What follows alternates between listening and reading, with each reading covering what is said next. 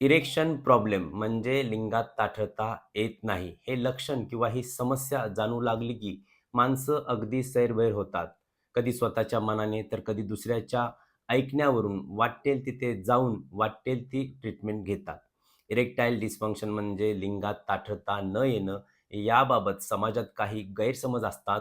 या गैरसमजांवरतीच आजचा आपला हा व्हिडिओ आधारित असणार आहे.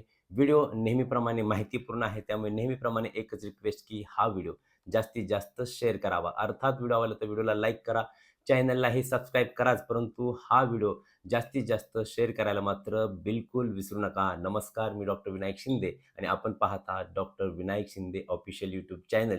तर सुरू करूयात आजचा आपला हा व्हिडिओ.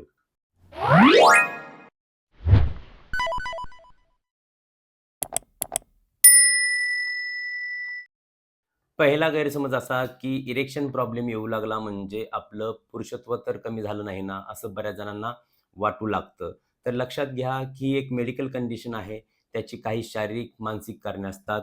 याचबरोबर ब्लड फ्लो जर व्यवस्थित होत नसेल, या व्यतिरिक्त हार्मोनल याशिवाय काही आजारांच्या कारणास्तव देखील इरेक्शन प्रॉब्लेम येऊ शकतो. म्हणजेच काय, तर केवळ त्याचा पुरुषत्वाशी संबंध जोडणं योग्य नाही, हा एक गैरसमज आहे.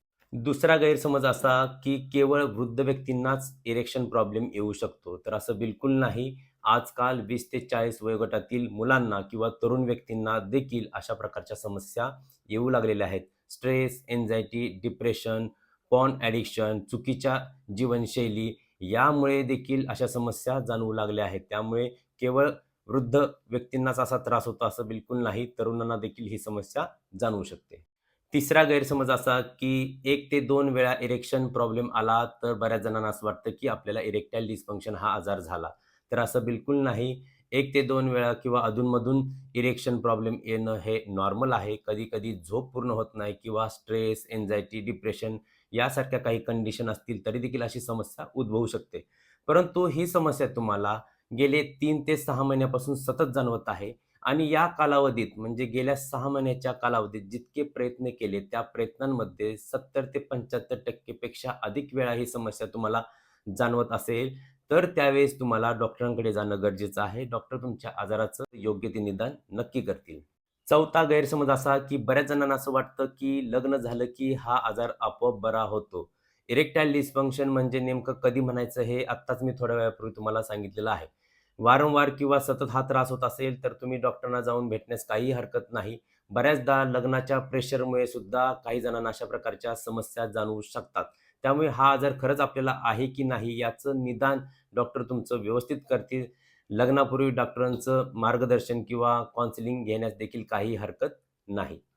आणखी एक महत्त्वाचा गैरसमज असा, की तेल, काही साधनं किंवा काही घरगुती उपाय म्हणजेच इरेक्टाईल डिस्फंक्शनचा कायमस्वरूपी उपाय, असं काही जणांना वाटतं. हे बघा लक्षात घ्या, तेल असेल, काही साधनं असतील किंवा काही घरगुती उपाय असतील, याची मदत होऊ शकते. ते सहाय्यक म्हणून काम करू शकतात. परंतु हीच म्हणजे कंप्लीट ट्रीटमेंट किंवा संपूर्ण ट्रीटमेंट असं बिलकुल म्हणता येणार नाही. यासाठी इरेक्टाईल डिस्फंक्शनचं योग्य ते निदान होणं गरजेचं असतं आणि योग्य ते निदान झाल्यानंतर योग्य ती ट्रीटमेंट तुम्ही घेणं गरजेचं असतं आणि प्रमुख ट्रीटमेंटबरोबर याचा सहाय्यक ट्रीटमेंट म्हणून तुम्ही उपयोग करू शकता. आणखी एक महत्त्वाचा गैरसमज असा, की इरेक्टाईल डिस्फंक्शनसाठी औषधं सुरू झाली, की त्याची सवय लागते. हे बघा, आत्ताच थोड्या वेळापूर्वी मी सांगितलं, की इरेक्टाईल डिस्फंक्शन या आजाराचं योग्य ते निदान होणं अत्यंत महत्त्वाचं आहे. निदान झाल्यानंतर डॉक्टरांच्या देखरेखीखाली औषधं सुरू होणं गरजेचं असतं आणि असं झालं तर ते औषधोपचार सुरक्षित मानले जातात. मूळ कारण काय आहे हे शोधून त्यावरती ट्रीटमेंट केल्यानंतर औषधांची गरजही कमी होते. त्यामुळे हा देखील एक गैरसमज आहे. आणखी एक महत्त्वाचा गैरसमज आहे, तो समाजात प्रचलित आहे. तो म्हणजे इरेक्टाईल डिस्फंक्शन असणाऱ्या व्यक्तींना अपत्य होत नाहीत. हे बघा, इरेक्टाईल डिस्फंक्शन ही एक वेगळी गोष्ट आहे आणि इन्फर्टिलिटी म्हणजे मूल न होणे ही एक वेगळी गोष्ट आहे. इरेक्टाईल डिस्फंक्शन ही समस्या असणाऱ्या व्यक्तीचं स्पर्म प्रोडक्शन चांगलं असू शकतं. त्याचा स्पर्म काउंट, त्याची क्वालिटी किंवा त्याची मोटिलिटी उत्तम असू शकते. अशा व्यक्तीला बाळ होऊ शकतं. त्यामुळे हा देखील एक गैरसमज आहे. आणखी एक मोठा गैरसमज आणि याचं उत्तर देणं अतिशय गरजेचं आहे किंवा महत्त्वाचं आहे. बऱ्याच जणांना किंवा बहुसंख्य जणांना असं वाटतं, की इरेक्टाईल डिस्फंक्शनबद्दल बोलणं हे लाजिरवाणं आहे किंवा शरमेचं आहे. तर मी तुम्हाला सांगू इच्छितो, की इरेक्टाईल डिस्फंक्शनबद्दल तुम्ही बोललं पाहिजे. तुम्ही बोलत नसाल तर खूप मोठी चूक करत आहात. इरेक्टाईल डिस्फंक्शनबद्दल न बोलणं ही मोठी चूक आहे. मी यापूर्वी आधी सांगितले तुम्हाला, की इरेक्टाईल डिस्फंक्शनला केवळ तुम्ही लैंगिक समस्या आहे असं बिलकुल समजू नका. ते इतर आजारांचं लक्षण देखील असू शकतं. म्हणजे तुम्हाला हा एक इशारा असू शकतो.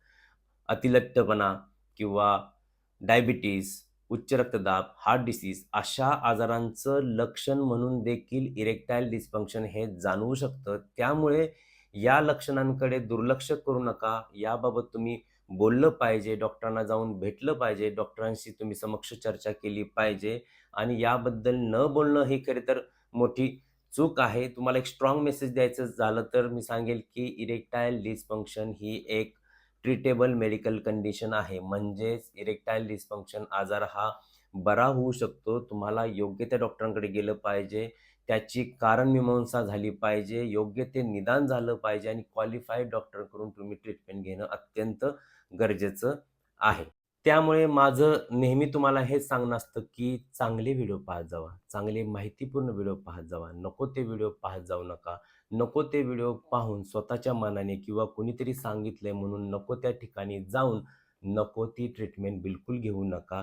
क्वालिफाईड डॉक्टरना जाऊन भेटा. ते तुमच्या आजाराचं योग्य ते निदान करतील आणि त्यांच्या मार्गदर्शनाखाली योग्य ती ट्रीटमेंट सुरू करायला काही हरकत नाही. याचबरोबर आपलीही काही कर्तव्य आहेत, जसे की जीवनशैलीमध्ये आवश्यक ते बदल करणं. यासारख्या छोट्या-छोट्या गोष्टी देखील खूप महत्त्वाच्या असतात. आजच्या या व्हिडिओमधून बरेचसे गैरसमज मी तुम्हाला सांगितले आणि त्याचं एक्सप्लेनेशन देखील दिलंय. आय होप तुम्हाला ते सर्व समजलं असेल. या आजाराबद्दल आणखी काही माहिती हवी असेल, तर इरेक्टाईल डिस्फंक्शनबद्दल संपूर्ण माहिती देणारी एक प्लेलिस्ट आपल्या YouTube चॅनलवरती अवेलेबल आहे. त्याची लिंक खाली याच व्हिडिओच्या डिस्क्रिप्शनमध्ये देण्यात आलेली आहे. ती लिंक ओपन करून या आजाराबद्दल संपूर्ण माहिती तुम्ही मिळवू शकता. व्हिडिओ आवडत असतील तर व्हिडिओला लाईक करा, चॅनलला सबस्क्राईब कराच, परंतु हा व्हिडिओ जास्तीत जास्त शेअर करायला मात्र बिलकुल विसरू नका. भेटूया नेक्स्ट व्हिडिओमध्ये. तोपर्यंत पाहत राहा doctor Vinayak Shinde official YouTube channel. Thank take care आणि बाय बाय.